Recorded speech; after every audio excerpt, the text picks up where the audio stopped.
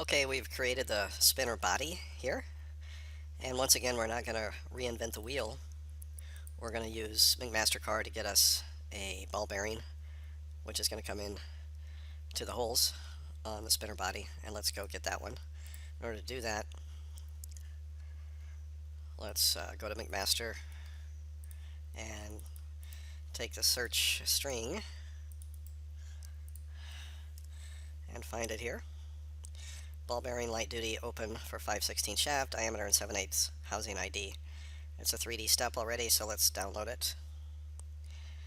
So we'll save that. And now we can go back to Onshape and import that step file and take the defaults.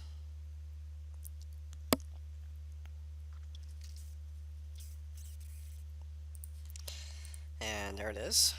Press P to get rid of the origin planes, F, and we can see that we have our bearing here. So this comes into us consisting of a bunch of parts. One part, they're kind of all named the same, but each individual part is identified down here. I'm not sure exactly what's going on there, but that's going to influence how our bill of materials is presented. So what I've found will work is if we take this,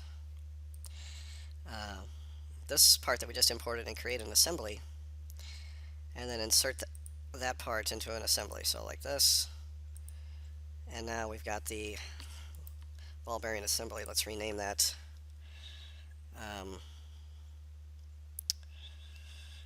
maybe just ball bearing.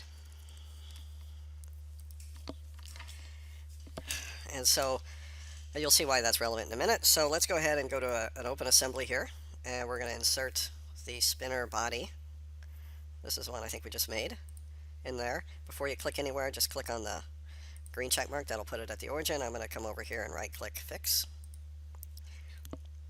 And now I'm going to insert that assembly. So instead of the Part Studio, so I don't want to grab this one, I want to grab the assembly.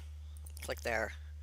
1, 2, 3, 4, and accept that. And I think, let's see if I move that. Yeah, that'll happen. Okay, let's do it a different way. Let's Control Z those away. And then I do want to insert one of these. Again, go to the assembly here, click there, click there. Now let's grab the whole thing and then come up here to the group mate. So this is going to stick them all together. So now I can move it around like this, and I can also come over here and I can right click copy, right click paste, paste, paste. And now we can insert these. So we're going to insert again using a facet mate. So there is a slick way to do this where you do it once and then it'll know to do the other ones, but let's not overcomplicate things. So I'm going to click there and then right there. Good. There. There. Good. There. There. Good. There. There. Good. Okay.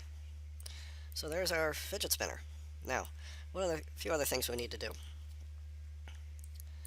Let's come over here to the bill of materials, and you can see, let's remove the part number, remove the description, and we're going to add the name. So as you can see, it kind of puts them all in there like this, so you're going to have every single little piece of the pieces. So the way to get around that, I think, is to call this structured. Choose a structured BOM type. So we're going to get one spinner body and then 4 ball bearings like that. So, okay, that's good. Now let's take the, let's create an exploded view. Add exploded view. So now we can grab this, pull that up, and let's see. I forgot why all of them don't come. Let's try that again. Instead of grabbing it there, let's grab it right here. The whole thing right there and then pull up. Yeah, that's it. Let's go up 1.5 inches.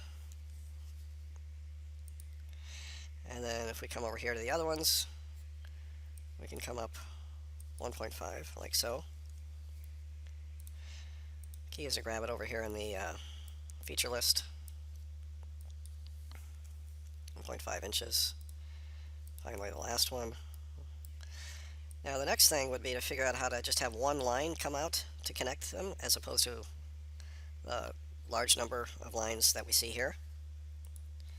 When I say that, I mean these lines here. What are those called? These are called explode lines. Yeah, it'd be nice if there was just one line connecting them. We don't need all of those, but if anybody can figure out how to do that, let me know. Otherwise, we'll just take it like that. Okay, so now we're ready to take this and put it into a assembly drawing. So let's rename this fidget spinner. Right click on the fidget spinner tab, create a drawing, choose the cal high A inch. Okay.